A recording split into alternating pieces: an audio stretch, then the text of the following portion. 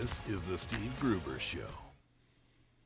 All right, welcome to it as we break into another broadcast day. We've got a lot of breaking news for you here today, and I'm glad to be coming to you from the heartland of America, fighting for you from the foxhole of freedom. Who do you want in your foxhole today? Here are three big things you need to know to start this big hour. Number one, mortgage fraud's real, and it appears that both Letitia James and Adam Schiff are twisting in the wind now that their signed documents have come to the surface showing a dishonest pattern. Just the first problem for Adam Schiff today. Number two, in Jersey, the folks there, like other places in blue states, getting crushed by electric bills that are 3 times higher than they were just a couple of years ago. They are turning red. And number three, breaking news. Right here in my hand, a whistleblower. A Democrat whistleblower has come forward to identify Adam Schiff as telling staff members that he was going to release classified information to hurt President Donald Trump. It was intentional. The whistleblower, I've got the documents here. The whistleblower said, you can't really do that, it's illegal. And the whistleblower was cautioned. I don't know if it's a man or a woman, I have no idea. The whistleblower was cautioned to be told, we won't get caught, by other members of the room. We're told Eric Swalwell might have been in the room for a couple of these events. Democrats actively releasing classified information to hurt President Trump. An intelligence staffer working on the House Democrats called the alleged behavior treasonous and illegal, according to John Solomon. We're going to have comments from him just a little bit later in the program. The documents obtained by Just the News were recently handed over to Congress by FBI Director Kash Patel. The whistleblower reportedly worked for Democrats on the House Intelligence Committee for over 10 years and reported Schiff's behavior to the FBI in 2017, except when it was turned over, nothing was done about it. So you have questions now. What did Jeff Sessions know and when? Rod Rosenstein, Bill Barr, Merrick Garland. We're going to get to all of that in just a moment. Fits in with where we're going today anyway, because finally, this may be the year we take out the trash in politics and culture and off our streets too. Trump's the one driving the garbage truck. In fact, he kind of foreshadowed it all. Remember this? How do you like my garbage truck? This truck is in honor of Kamala and Joe Biden. Oh, yeah, that was foreshadowing the future, wasn't it? Trump and the garbage truck. Let's talk about the latest. Trump taking federal control of D.C.'s police force and deploying the National Guard in Washington, D.C. to combat crime and homelessness in our once great capital that's turned into a type of Gotham City. President Trump is invoking Section 740.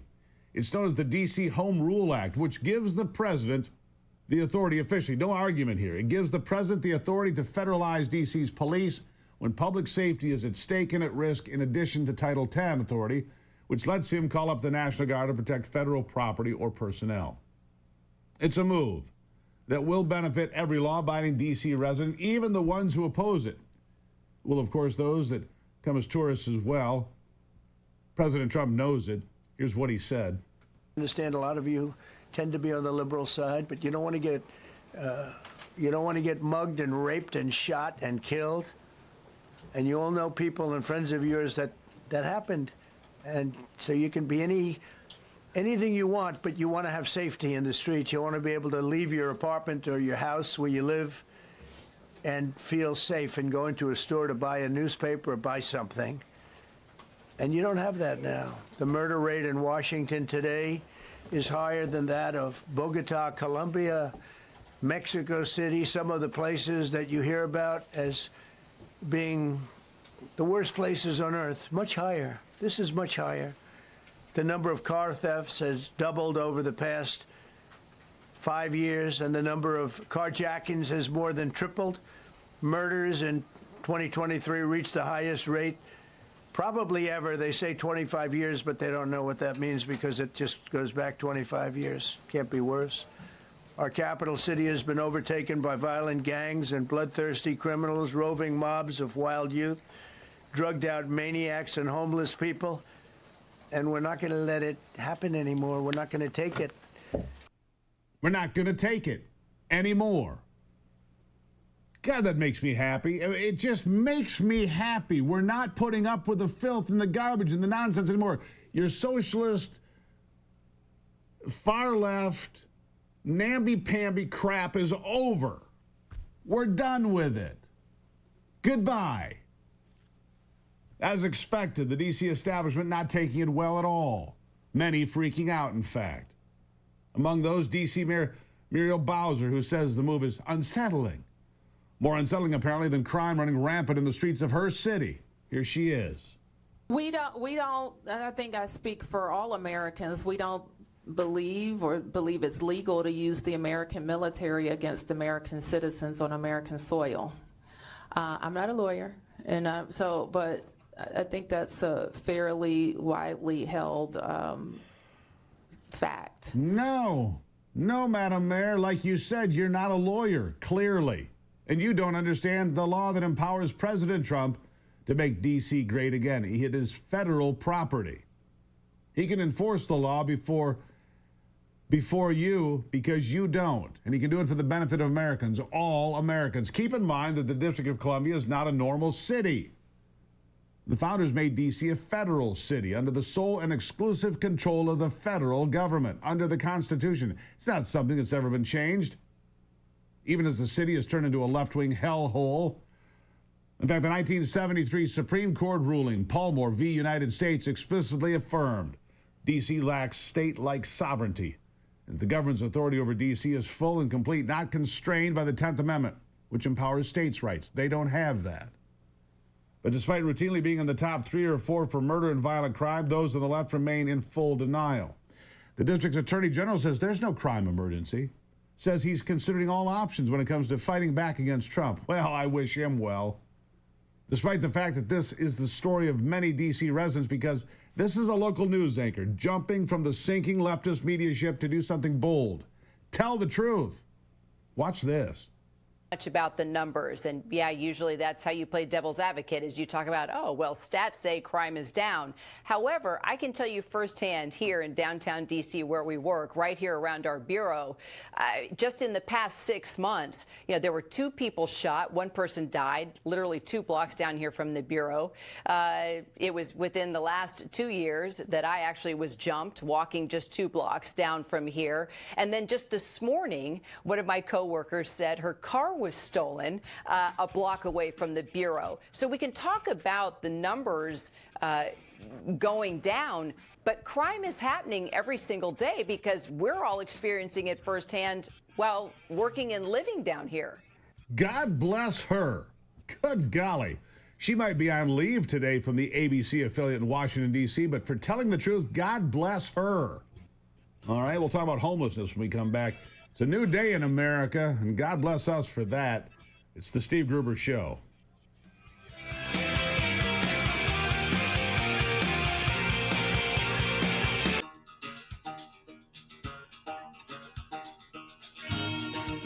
Taking out the trash. That's what we're doing today. Look, Adam Schiff, we're going to get to that in just a moment. We got John Solomon's comments. We're going to share it with you here in a moment.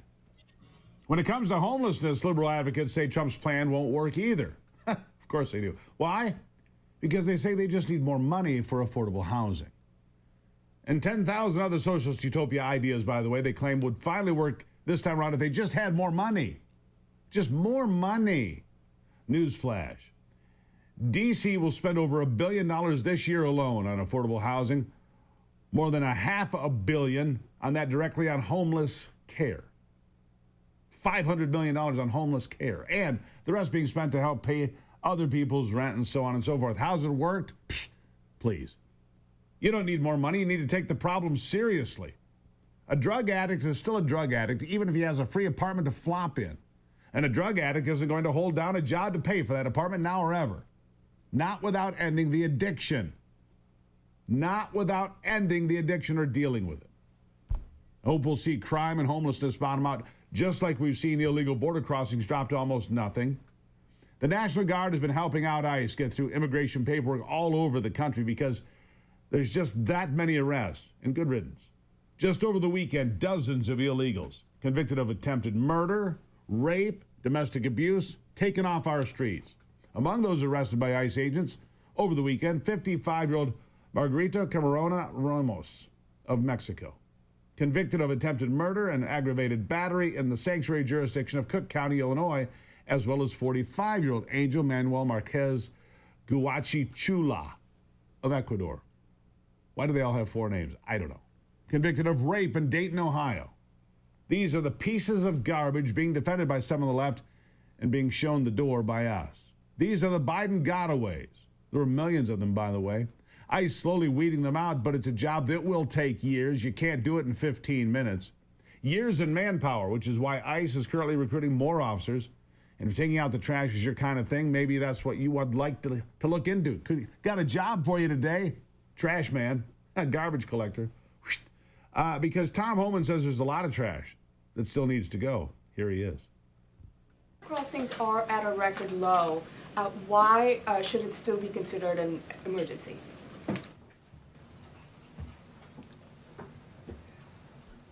It's because of what has happened on the last administration.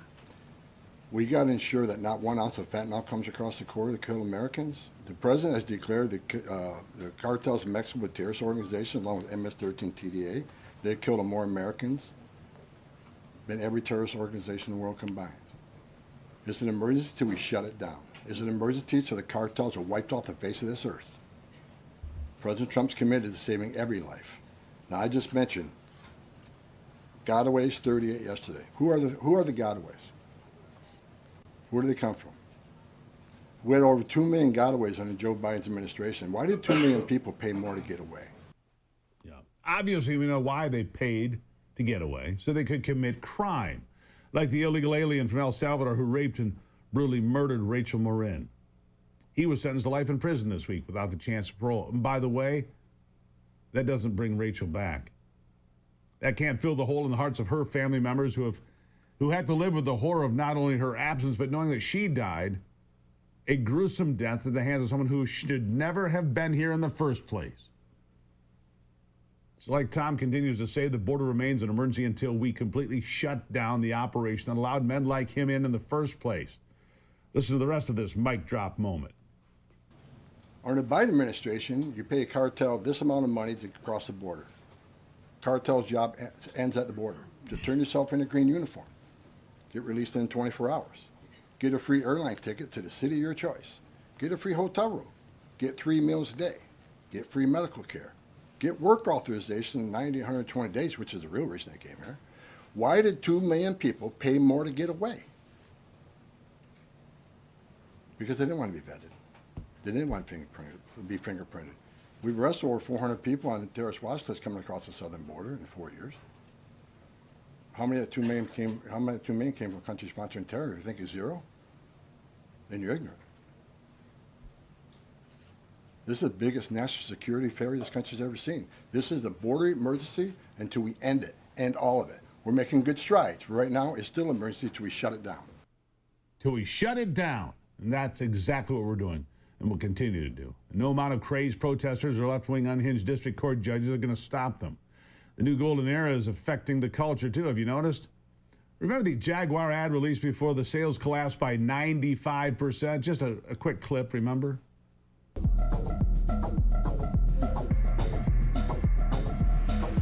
Yeah, enough of that. It's woke, incoherent trash following in Bud Light's steps to pander to some kind of imaginary woke audience that doesn't even exist and doesn't buy your products. Jaguar CEO losing his job, as he should. We're talking about taking back the culture. We're not bending the knee to the left-wing hive mind anymore that issues anything that celebrates normality takes issues with it. When American Eagle released an ad for jeans using all-American actress Sydney Sweeney titled, "Sydney Sweeney Has Great Jeans," the left lost its mind, and nobody cares anymore. It's not some dog whistle for Nazism or white supremacy. It's jeans and normal-looking people again. 5 years ago, they might have been groveling for an apology. Now they say the ad was about jeans. Nice job to American Eagle. We prefer what you're doing here. Thank God. American Eagle stock up 20%. We're taking back the culture. We're taking back the culture. We're taking out the garbage, all of it. Have you heard someone say this is unconstitutional like the claims Mayor Bowser's making? It's easy to hear bold claims in the media, but have you ever taken the time to really understand the United States Constitution yourself? Hillsdale College offering a free online course called The Federalist, where you can dive into the writings of Alexander Hamilton and James Madison and John Jay to learn how the Constitution was designed to protect our rights while balancing power. And we'll have previews of this coming up. 10 30-minute lectures. You can take the course at your own pace. Sign up at gruberforhillsdale.com. No cost. Easy to get started. gruberforhillsdale.com. You can enroll for free. I'm going to have that preview for you tomorrow. You're going to love it. Trust me. Support the people that support this program. Hillsdale College supporting America. And you should too. gruberforhillsdale.com. Back with that John Solomon breaking news in a moment.